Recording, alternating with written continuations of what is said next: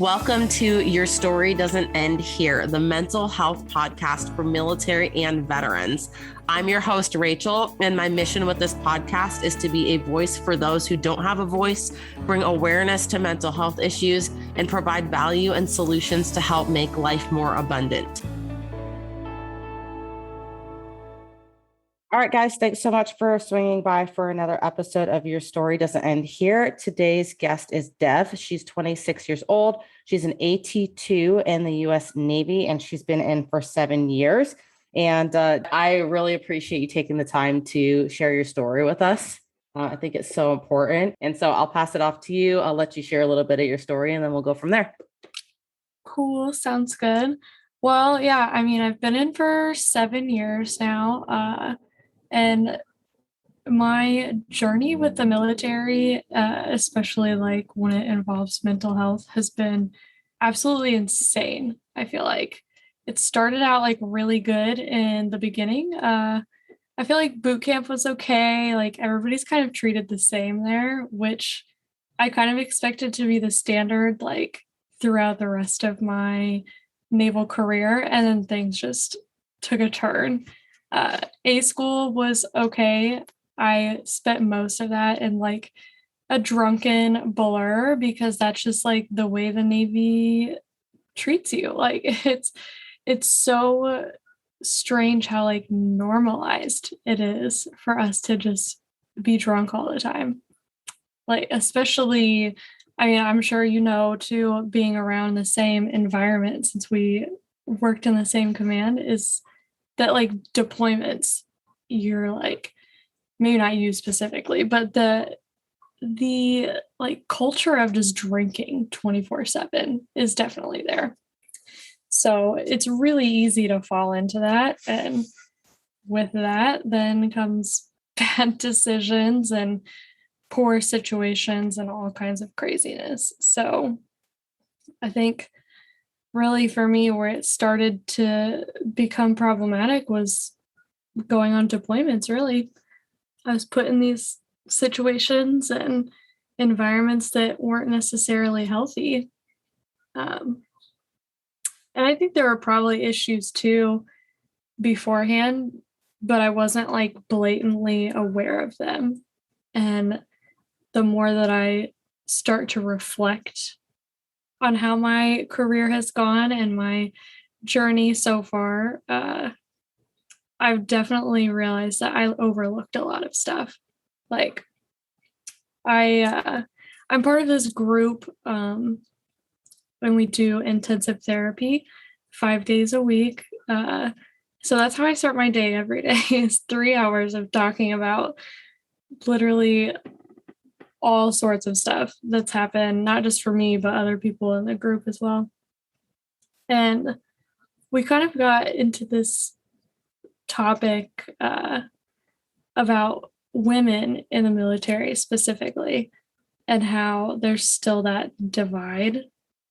And it made me remember the first day that I checked in to my first command. I was told, you can either be a bitch or you can be a slut. And I was like, you know what? That is insane. And at the time I was like, haha, whatever. Like, I guess I'll just be a bitch then. And looking back on it, like the fact that another woman who was a second class at the time was telling me, a brand new airman, first day at the command, like that speaks a lot to, the culture and the environment that we're in as women in the military. And stuff like that can really be, it can be draining on your mental health the longer that you let it go on. And there's definitely a fear of repercussion too, to speak up and actually say anything and kind of stand up for yourself or try to do something that goes against the grain of what they want. It makes it really difficult. So I don't know.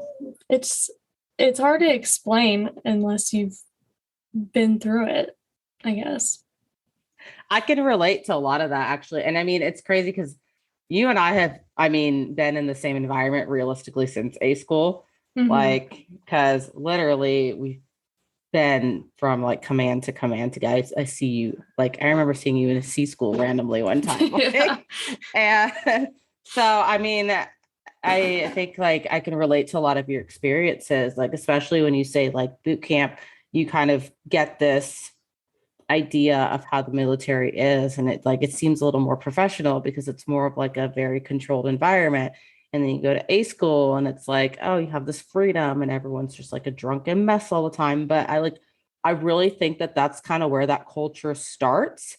And like I don't know if you agree with this at all, but like I think like what you're doing, and maybe not even to that extent of like daily therapy, but I think like regular therapy would be like a huge help for everyone in the military because I think so many of Oh, us that yeah. join are broken in some way. Oh, for sure. I didn't realize until last year that I had actually been living my entire life with undiagnosed bipolar depression type 2. Uh, and I think because it was type 2, it was a little easier to like dismiss those symptoms. Like, especially again, I hate even like saying, oh, because I'm a girl or whatever, because I feel like people do that so often that it makes it like difficult when you're actually serious about it. But there were things that was like, okay, well, she has this emotional outburst. Well, it's just because she's a girl, like it's that time of the month, whatever. And people will literally say that to you uh, in a work environment, which is crazy. Or, oh, she's just really chatty, which, racing thoughts or racing speech is a symptom of mania or hypomania. And those kind of things are like easily written off. And it's actually pretty common, I realized, for women to go undiagnosed until they're like in their mid 20s usually because of those types of things, or oftentimes misdiagnosed as something else. So I've done a lot of reflecting lately to see what kind of like behaviors and conversations and really situations I've had in the Navy that maybe have been attributed to that. Especially like with my substance use. I was really bad for a long time, and I I felt like I needed to drink, and I think part of it started out social. It was fun, and like the only way people would really hang out with me at first is like if we were going to a party or we are going to be drinking at somebody's house or we're drinking on deployment or something. Like this is just what we do in the Navy. We go out and we drink together. But the more that I did those things, the more I found myself in situations that were honestly like obliterating who I was as a person. Like my first deployment wasn't even overseas, it was in Pax River. And I went out with my crew. We go to the bar, we have some drinks, and this guy on our crew like gets mad at me. And I don't even remember, it's been so long. I don't even remember what started the argument, but he got mad at me and it got to the point that he pushed me. And I think truly had other people not intervened and physically dragged me away from that, like we would have fought each other. And that's crazy because we're brought up in this like way that we're supposed to be like brother and sister and we're supposed to have each other's backs. And then you get alcohol going and that stuff happens. And I think people are struggling with a lot more than what they let on. And they use substances, alcohol really, because that's all we can get away with doing.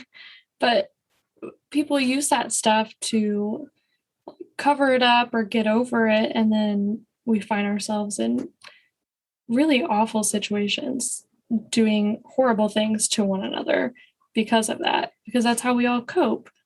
Because our mental health care is a joke. Like I think the Navy a lot of times tries to say like alcohol is the problem. We just need to educate them Mhm. more on alcohol. But like at the end of the day, I think that mental health is the problem.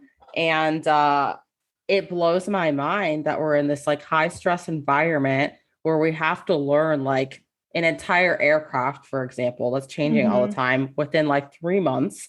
And then we're expected to like, be the person to like sign off, like the last person to sign off an aircraft that's like Right. people are flying in like less than a year at certain times. And then we don't actually know if any of these people are like mentally stable. Like, if Right. you think of it broad picture, like that's kind of terrifying. Right. It really is. Like there were times towards the end of my decline, I guess, where I was starting to feel like I was hitting rock bottom. And there are a lot of things that led up to that. But towards the end, before I left the command to go to limited duty, which I've been on for the last year now, um, there were like some serious problems where I was having memory loss. And part of that is like a trauma response, part of it is stress. I'm sure part of it could be attributed to bipolar in some way because there's so many symptoms there. But how scary that is to think, because I was one of those people, I mean, I was CDI, you knew that we sign off on that kind of stuff and we say, yep, I looked at this, it's all good, confirmed, everything's fine. But like there were times that I was forgetting complete conversations that I would have with people at work. And it's like, am I really in a position to be in control of something so large like this? Because at the end of the day, like at minimum, if you're talking about the crew only, that's 24 people who are on that plane whose lives are potentially at risk by something that I may or may not have done. And it might not have even been intentional or an oversight in work. It's literally just because my health was so damaged. But they look at you and you beg and you say, hey, I'm stressed, I need help, like I am falling apart at the seams right now. And they tell you, suck it up, this job sucks, it's stressful, you knew what you signed up for. I hate when people say that. You knew what you signed up for, like you got yourself into this and you need to pull yourself up by your bootstraps and figure it out and keep moving. But then they're the first people to turn on you and ostracize you and punish you when you make a mistake. And it's impossible. And I feel like if they focused a little bit on consistently giving us some degree of mental health care, like once a week, see a counselor, or maybe once every other week, see a counselor. Like it doesn't even have to be a therapist, just a counselor, because they have those. They have them on base, but we're only allowed to get 8 free sessions out of them, which is ridiculous. And then there's like a huge waiting period. But I feel like some of these problems could be avoided. Well, yeah, I mean, think about how many service members go to other damaged service members for advice. And Mm-hmm. it's like, it almost brings me back to like high school, right? When you're like, you go to your friends that don't know shit for advice and they Yeah, give you shit advice. And then it's just like this revolving circle. Like, and I mean, so many people say the military is like a giant high school. I it is. fully believe that. But I Yes. mean, think about like you're not only leaving maybe like all you've known your entire life for some people at 17, 18 years old, and you're probably leaving a life that's damaged if you're not that age. I mean, some people in the military are straight up like homeless before they join. Mm-hmm. We worked with people who had like felonies and stuff on their record. Like it's crazy reflecting back on it and thinking that like mental health care, because not everyone knows that they need anything. And I'm really curious how you figured out that you're bipolar. Like, did you have specific symptoms? Because like I think so many people go in the military undiagnosed because it's brushed off to the side all the time. And Mm-hmm. because maybe that's all they know. And we don't know what we don't know until someone Yeah. tells you. So how did you really figure out that that's what you had? For me, okay, so it's gonna get a little heavier. I'm just gonna put that out there. But I mean, I'm not worried about talking about anything. So um, it's, I hate to say that it's like easier to diagnose when you have like a traumatic event happen because it brings a lot of stuff to the surface. But um, in my situation, that was true. And talking to my psychiatrist and the psychologist who examined me, that was something that they said, like, hey, you probably could have flown under the radar and like had a rocky life, but like you might not have known. Um, so at the end of 2017, I was sexually assaulted, and it really like took a chunk out of who I was as a person, and that's putting it in like the lightest form. And I struggled really, really bad with like the worst depression I had felt in a long time. I I truly felt like there was no point for me anymore. Like, why was I living? But I also felt like I couldn't do anything about it because, I have a mom who I love, who is my best friend. And, I had friends, and I was like, you know what, these people, like, I can't do that because I don't want to know what life would be like for them afterwards. And truly, I think if I wouldn't have had that, I probably wouldn't be here. Um, it was really difficult. So after that, I kind of like refused to get help. I almost was in this like stubborn thing of like, screw them, like I will get better, but I'll do it on my own terms. And I mean, there were there were times where I couldn't shower for days because it felt like it was too much energy. And if I ate once a day, that was a good day because I was able to put forth a little bit of something to help myself. And I lost so much hair, I can't even begin to describe. Like, that's something that I never even knew about depression either, is you have these chemical imbalances that are happening now, and my hair would just fall out in clumps, almost like I had gone through chemo or something, which for me made things worse too, because I was like, great, now I have to deal with like self-image problems and self-esteem issues, as if, getting assaulted wasn't bad enough. But it also became really difficult for me because I was seeing this person all the time. And it it had occurred to me that I could report that. I knew what my options were. Like, we do our annual SAPR training. There's posters in the bathroom. I get it. I get how reporting works, but making that phone call feels impossible, especially when you think that everybody is against you and you withdraw from everybody.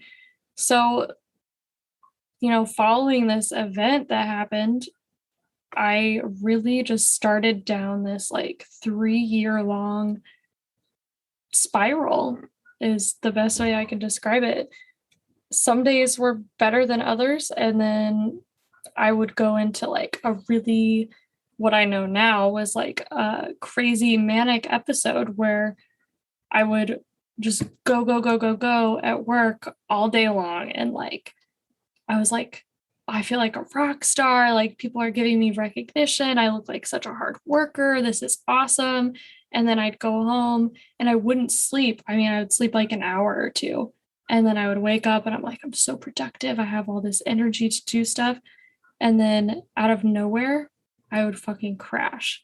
I'm talking this like episode of being productive and like not sleeping. That would last sometimes weeks for me. It'd be like 2 or 3 weeks of minimal sleep. And then I'd hit another depressive episode. And it started happening over and over and over again. And weirdly enough, the thing that actually made me realize all the stuff that was happening was when I started having problems in my marriage. Um, because I wanted to just talk to a counselor at Fleet and Family. And the more that we got into stuff, the more that she kind of brought up symptoms and was like, hey, just out of curiosity, do you experience, XYZ? And I'm like, yeah, I do. Why? Like, I thought that was normal. For me, I thought mania was something that, like, that was a good for me because I had this, like, high kind of feeling. I was happy. Like, again, I was productive. People were noticing the work that I was doing. But then, like, again, I would have these crashes. And she kind of went out of her way, I feel like, to convince me to just talk to my primary doc. And so I called medical and I was like, hey, I'm just a little concerned about this and just wanted to talk about it. And he immediately was like, hey, that is some serious red flags for bipolar. I mean, like, I wrote down an entire list of every single symptom that I was having. And he was like, yeah, that's some major red flags going on there. So we need to get you to behavioral health. And that process started in July of 2020, and I didn't get seen at behavioral health and like evaluated until I want to say it was like September timeframe of 2020, which is a little crazy, but Sounds about right. Yeah, it is. And that's kind of when I said earlier that our healthcare was kind of a joke. Like, people think that TRICARE is like amazing and there are benefits to it for sure. But like when it comes to, I think it's good for acute care. Like in an emergency situation, you're covered.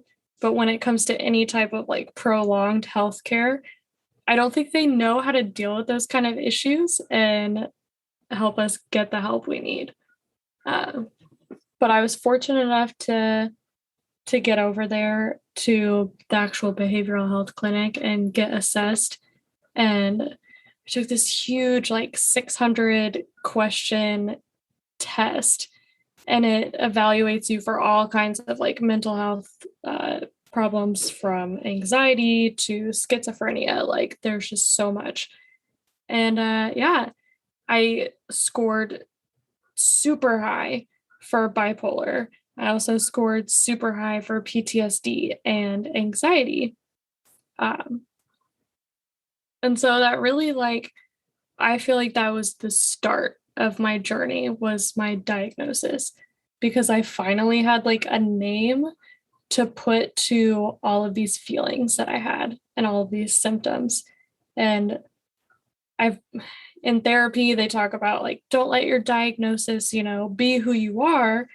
But it's like, sometimes you need that, because if you don't know what's going on with you and you're just overwhelmed by all of these feelings, how can you fix it? How can you get better? Like, you wouldn't ignore a broken leg because it was hurting, but you didn't know what to call it, So why do we do that with our brains? Right. I mean, like the unseen stuff, I think, is the biggest thing. And I mean, not even just in the military, just like in society in general. But I do want to ask you, you said it took a couple of months for you to actually be seen by behavioral health. During this time frame, you were still at your command, still doing your normal functioning job, or was the command accommodating to you at all for what you had going on? I couldn't even control that laughter. I'm sorry. Man, no, they were not accommodating.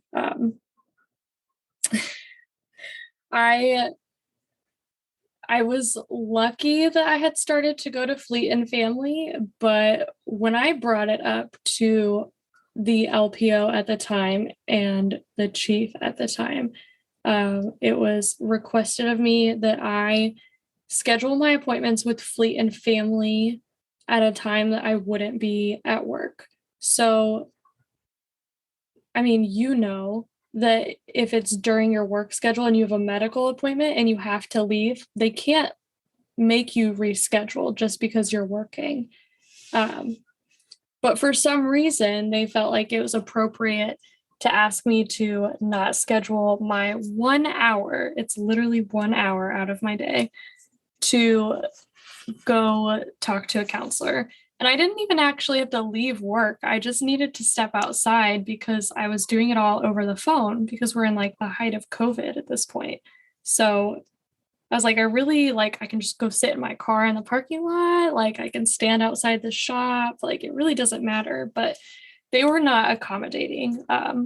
So during that time, not only was I trying to like figure out my schedule with my counseling, but they also then expected me to come into work and do everything the same that I had been doing, which was crazy to me. That I'm fully admitting to them, like, hey, I am struggling with panic attacks. I am having breakdowns. I was to the point where I would need to show up at least 30 minutes early to work so that I could sit in my car and have time to like decompress and then also like prepare myself to walk in because that's how much anxiety I was having.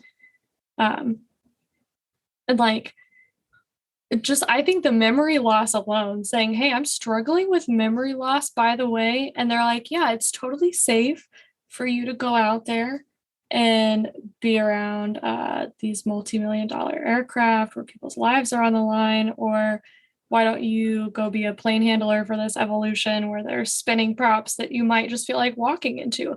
And that's totally normal for them. They're just like, yeah, go ahead and do it. Um, and truly, again, I think my only saving grace for that period of time was that I, like completely unrelated, had to have a sinus surgery. And that got me, one, it got me convalescent leave. So I was out of work for 2 weeks. And then it put me on light limited duty. And so at that point, I was restricted by my doc and I wasn't allowed to go out onto the flight line at all. So I was only allowed to do stuff in the shop, which severely limits your, uh, I don't know, it limits your capabilities as a CDI if you can't go out and like inspect your work. I mean, I wasn't even allowed to like go in the hangar and work on planes that were in the hangar. Like I really had to sit in the shop for my entire shift. Um, so So a sinus surgery yeah, limited you more than you saying, I have memory lapses and I like, yeah, okay, yeah, makes for sense. real. And I think that's largely due to the fact that my counselor couldn't write me any type of like SIQ or LLD chit. But when I had surgery, um, not only did I get notes from the surgeon saying, hey, this is her care plan, like this is her post-op plan, she needs to follow this. I also got backup, you know, LLD stuff from my PCM who signed off on my convalescent leave and everything. But yeah, I mean, it's it's a little ridiculous that me having a pretty minor surgery on my nose uh, kept me in LLD for a month after I had already done 2 weeks of staying at home every day. Like realistically, I could have gone to the flight line and worked if it was just the nose thing. It was fine. But the fact that did it's never crossed my mind that that a nose surgery meant more to them than my mental health. But that truly keeping me in the shop, it helped me out. And it was good timing because then my LLD expired and I had about a week or two left of my time in the command before I was set to leave for limb due. Um, So at that point, I was mentally checked out of being in the command, and I kind of was just like, screw you guys, I'm not doing this. And they put me on days pretty much so they could babysit me, which was hilarious, honestly. I became like Tony Hawk pro skater at that point, and I was like, y'all are never gonna see me. Like, I I was like, I'm scheduling every medical appointment. I'm taking the longest lunch breaks. Like, I will not be here as much as possible because it was hard to be around these people who looked me in the face and I mean, they literally told me that they didn't give a fuck about my life or my problems. And that's like a direct quote from a senior chief. Um, when when Jeremy passed, it was our first day back to work after finding out, and I was not right. I was not okay. Like most of the people in the command were not okay, and I didn't realize. I've never even considered it. I don't wear bracelets at all, and this is so silly, but I had worn a bracelet and a watch on the same hand, and I didn't realize that that was like against the rules, you know. So I get pulled into division, and they want, of all things, they want to talk to me about the fact that uh, I have a bracelet and a watch on the same hand. And then they're like, oh, by the way, your nails are 1/16 of an inch too long. And I was like, okay, I mean, the last like 2 days, I haven't really been thinking about my personal appearance. I'm sorry. Uh, but after I finished getting yelled at, which at the time that I was getting yelled at by the senior chief, our LPO and our chief were also in the room, uh, along with another chief. So I'm getting screamed at for this. And then he literally stops and he's like, and you know what? Like, I don't give a fuck about your life. I don't give a fuck about your problems. When you come to work, you need to be in regulations and you need to be presentable. And I don't disagree with the sentiment that like I need to be professional in my appearance. Like there's a reason we have regulations. I get that. I have a problem with the fact that we just lost somebody in our command tragically. And now you're looking me in my eyes and you're telling me to my face that you don't care about my life and you don't care about my problems. And this is after I have already admitted to you guys that I'm struggling. And nobody else in that room said anything.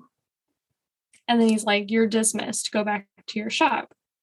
So I go back, and now the LPO and the chief want to pull me into the configs room. And they say, hey, like, we've got this counseling chit that we drafted up for you, by the way. And I was like, are you fucking kidding me? Like, of all things, like, did we not just hammer the point home while I was getting yelled at in division? And, you know, they give it to me and they're like, go ahead and read this and sign it. And I literally just signed it and tossed it down on the table. And they're like, well, you're not going to read it. And I was like, no, I don't care.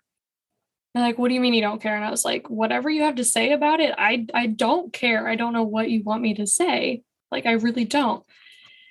And they tried to hit me with stuff about my appearance. They're like, you know, you don't have to be the prettiest looking person in the shop. Like, you don't have to come here with your nails done or with your eyelashes. Like, I wore eyelash extensions, and they're like, you don't have to do that. You don't have to do your eyebrows or anything.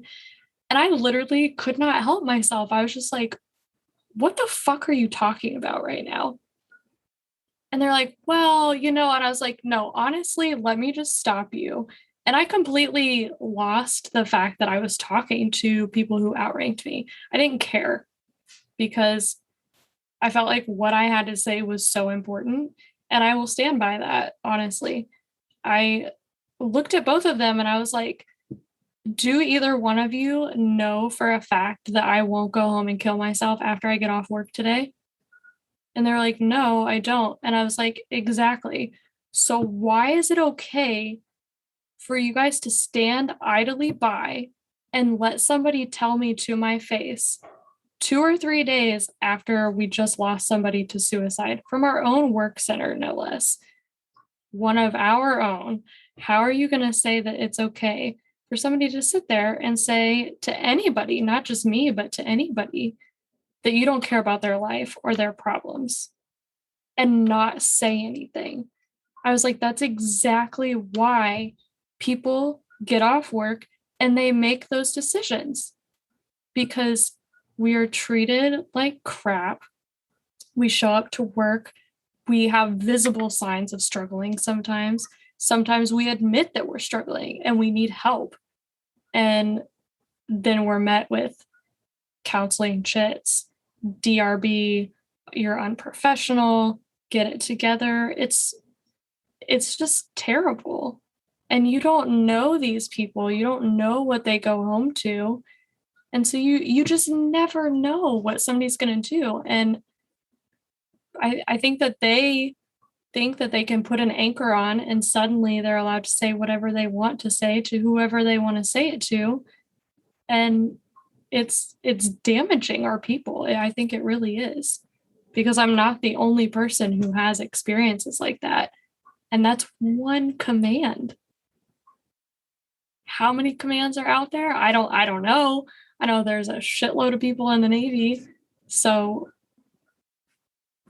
let that say what it will, I guess.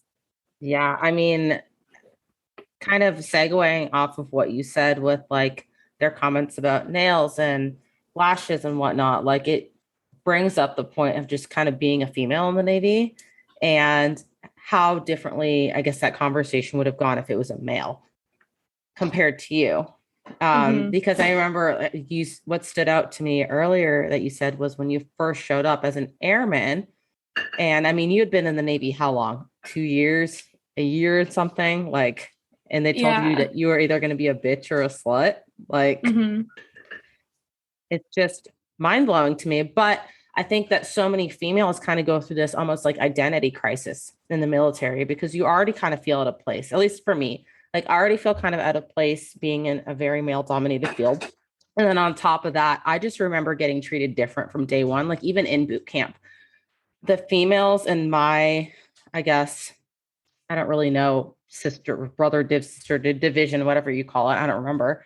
I remember them just treating us different because females being in the military are still like kind of being integrated. What was it, like a year or so ago that they just allowed females in combat roles? But Yeah. I've stood watches with people before who have said, oh, if you're pregnant, you should get kicked out of the military. Females shouldn't be in the military. You know, you hear it. It's 2021 and you still hear it. But like, I'd love to just kind of like dive deeper into just the culture of being a female and like how that just really affects people and how you get treated when it comes to emotions and appearance and like all these things combined. Yeah, being a woman in the service, not just in the Navy, I'm sure this happens in other branches too. It is crazy. I I know a girl that I went to high school with, and we ended up running into each other in a school. And I was like, this is so crazy. And she's always been like super pretty. Like, I don't know a single person that has met her that has not been like, oh my God, she's stunning, because she really is. And she has a TikTok now. And I saw two different things. One, she's out of the Navy now, but she had posted a TikTok and she had a couple of pictures on there in her TikTok video of her in uniform. And the comment section was disgusting. It was a bunch of men on there saying like, oh, she was probably like the command bicycle, like everybody's taking a ride, and lots of comments like that. And then similarly, somebody else, another man in the Navy, had made a TikTok and was using her photographs to make fun of women in the military for looking good, like coming to work with makeup on or, having any type of feminine figure. God forbid you're born with hips or breasts or a butt. Like, you're immediately a whore if you've got boobs or if you've got a big butt. I mean, it's kind of disgusting, honestly, to be a woman in the military and I feel so terrible about my part in it because it's almost like you're in survival mode. You are in a male dominated field. And there were times where I was the only female on my shift, and you're surrounded by these dudes, and there's a lot of that like locker room talk, and if you have a problem with it and you say something, well, you're a bitch and you can't take a joke. You need to lighten up. It's just a joke. It's not that serious. And so, in order to fit in and become likable to your peers, I mean, for me, I started saying stuff like I was making vulgar comments about specific women, about women in general, things that I don't believe in or necessarily feel. But I was cracking these jokes too because I was like, oh, this is how they're going to like me, and they won't make fun of me if they like me. Like, and that's so damaging because then you get another woman in the shop, like maybe a new airman, and she hears you talk about women that way. And so you're already destroying confidence for somebody else who's brand new. And I hate that I did that. And I have so much regret for the fact that I did that. But I genuinely feel like it was a survival thing because being a woman in the military is difficult. Being an ostracized woman in the military is borderline life-threatening, I think, because there are predatory men who will take every opportunity to tear you down one way or another. And it's scary sometimes. I mean, you said the thing about an identity crisis a little bit, and 100% true. I struggled so hard with that.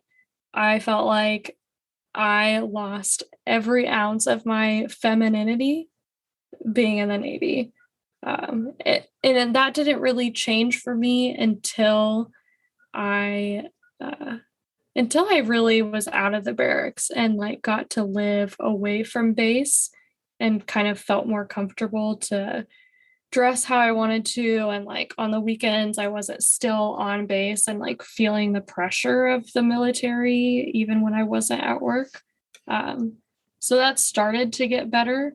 But even coming to work, like it was difficult sometimes because there are days that like you just want to feel pretty. And so you put on a little mascara. Well, then you come to work and the guys are like, oh my God, you're a girl. I had no idea because you're normally so hideous. And you're like, seriously? Like, what are we, 12? But that kind of stuff, like those comments over time really start to chip away at a person, especially when you're already struggling with like low self-esteem. So yeah, I totally agree. I mean, it's such a strange dynamic when you're in this workplace where everyone's dressed the same. Let's be real. Like we all wear the same thing. And, trying to like be your own person throughout all of that too. I don't think it's really talked about enough.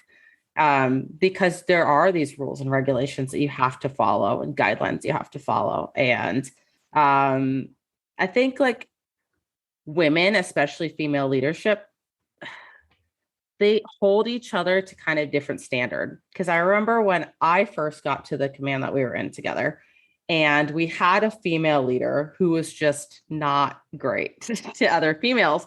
And I remember you telling me like, that's just how she is because like she's trying to build up better females. But for me, it like tore me down. And like, I don't know if you felt the same about just like toxic female leaders, because I've met some great female leaders in my time in the Navy. I have. But I've also met some like extremely toxic ones. And like reflecting back, like it's almost like they were probably in survival mode too, and 10 years worth of survival mode. And so it's like, how do you really fix that? I don't even know. Oh man, I have no idea. I know who you're talking about, and I agree with you. Like she definitely, uh, she definitely tore me down a lot, and I think at the time I was in this idea that like the more I was torn down and built up in like somebody else's image of what I should be, the more I would get acceptance and then like the better I would be. And I was somebody when I joined that I thought I was going to be a lifer. And so for me, like furthering my career was like the most important thing. And I saw her and like I will give credit where credit is due.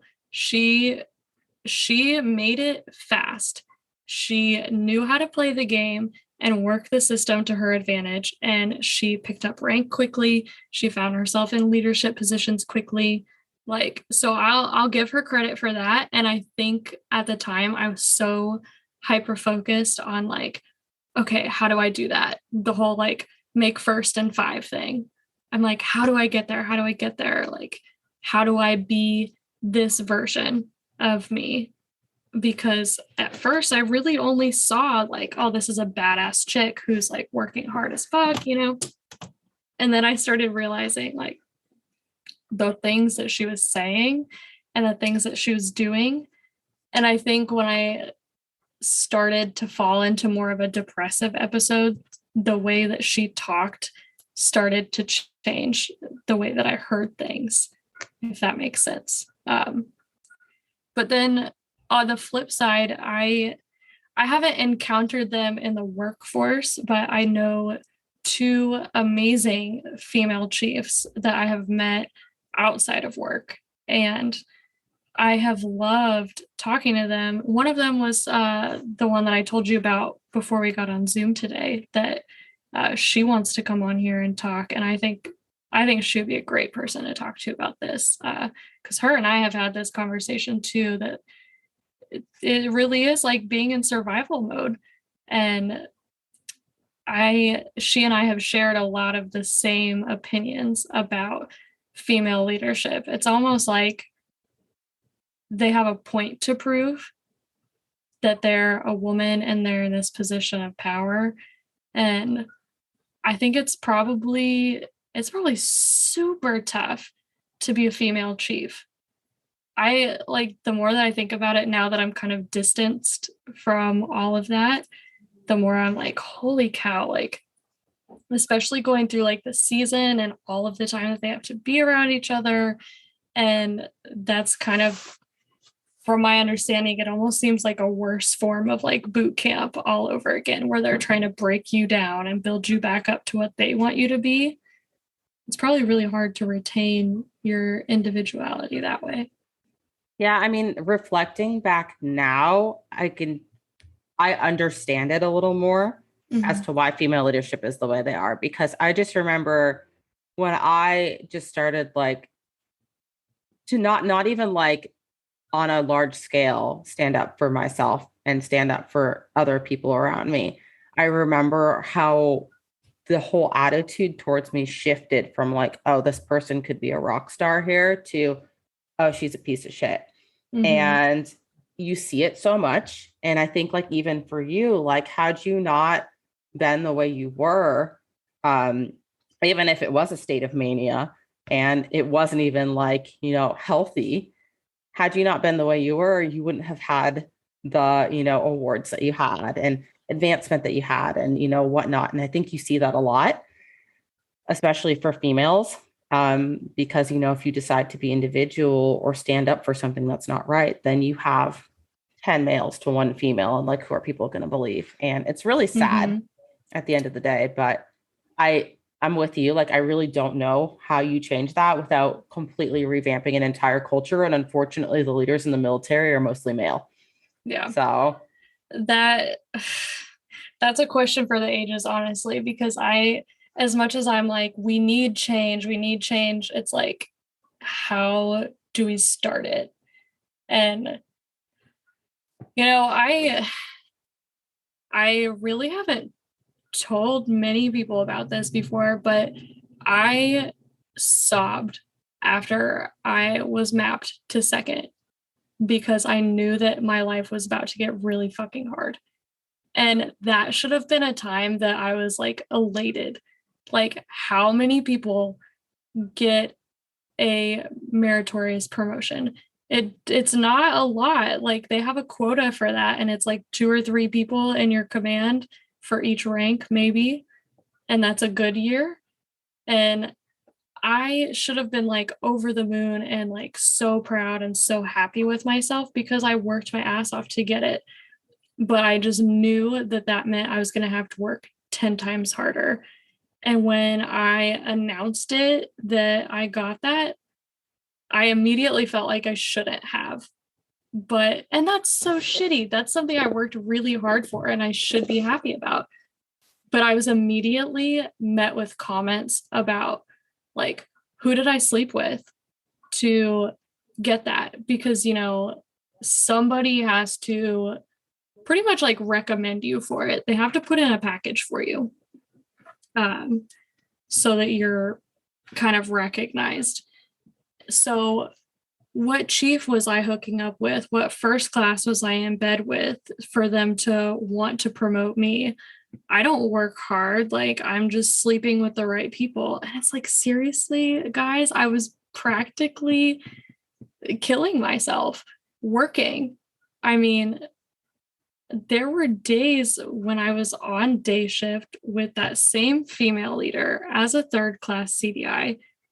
And she was told, you don't get a lunch break because you're a CDI and CDIs don't need to eat while they're at work. And I would starve myself all day long for an entire 10-hour shift. I would not eat and I would just run all day long. And then half the time too, if we were stuck on the middle of a gripe or something, or truthfully, sometimes I just didn't want to have to go home and sit by myself, I would stay at work until like 9 o'clock at night. And then I'd go home, sleep for 2 hours, and I'd wake up and I'd be back at work at 4 o'clock in the morning. And like, that kind of stuff is definitely what got me to the point of promotion. It shouldn't have had to go that far though. Like, I shouldn't have had to. I mean, I was literally breaking out in hives from the amount of stress that I was under, to the point that the LPO, I think he was prior to our female LPO. He was a cool LPO and like he actually cared. And we were outside smoking one day and he saw my arm and he was like, "What is that?" I was like, "Oh, hives. I get it when I'm really stressed out. And I've just been like running myself ragged here." And I just tried to like laugh it off. And he was like, "I want you to call medical. I want you to go like talk to medical." And I think he was genuinely trying to get me help. And I was like, "Oh, it's fine. It'll just go away." And I ignored it. And like, maybe I could have gotten better so much longer ago if I would have listened to him. But I was so hell-bent on just being this awesome, like kick-ass worker, that being a kick-ass CDI, that I didn't care about anything else. I was like consumed by just trying to be as good as or better than my male counterparts who weren't working nearly as hard as I was. And that's just my opinion. But, you said the way you were treated and like the attitude shift towards you when you started to stand up to yourself immediately made me think of one specific person, a male in the shop who consistently had an attitude all the time, thought everything was a joke, and like would give you grief over anything. "Hey man, can you go out and do this?" "No, I don't feel like it," or some excuse. And nobody really had a problem with him. But if I would have said something like that, I would have been raked over the coals and I would have been told that I was like such a piece of shit, And that right there is like a huge inequality in my mind. Yeah, no, you see it a lot, unfortunately. And I think that probably, and this is complete speculation, but I think probably being a male, it's just kind of like, this is how life is. And so I think that talking about it and platforms like this is so important to just bring awareness to it, because maybe now people will start to pay more attention to stuff like this. And maybe, hopefully, someone will listen to this and speak up for someone in their work center or boat or wherever they're at, because maybe they didn't recognize it before. So that's the goal, and hopefully it sparks some kind of change. But super mindful of your time. So I just wanted to ask you a couple of closing questions, and then we'll wrap up here. First off, overall, did you feel your experience as far as mental health was positive or more negative in the Navy? Definitely more on the negative side, for sure. Okay. And what would you have changed to make your experience? Definitely trying to get more access to people earlier on before they're at rock bottom and making, sometimes life-altering decisions. And like we kind of discussed, maybe trying to implement some type of program where we can periodically get help before there's a problem, or maybe to address previous issues so they don't become more prominent in our lives. I think that would be good, but definitely just like the timeliness of getting people seen. And were there any resources that you found particularly helpful? Fleet and Family, even though they are limited as to how much care they're allowed to give, it is awesome if you try to get in at behavioral health and there's like a waiting period. That 8 weeks that you could get seen by somebody at Fleet and Family once a week can probably make a huge difference for somebody. I know it did for me. So Fleet and Family is an awesome resource. Last question. If you were in charge of the Navy, what would you start implementing to make mental health better? Oh man, that's a loaded question. Oh God. I mean, really, I guess what we've already said, trying to find some type of program for people to help address previous problems and kind of a continued support. Thank you so much for taking the time to listen in today. Each week, I'll be bringing you value in the mental health space and its direct impact on service members and veterans. If you feel you personally got value today from this episode, it would mean the world to me if you would leave a 5-star rating and review and share this to your audience. Until next time, remember, your story matters, your mental health matters, and your story doesn't end here.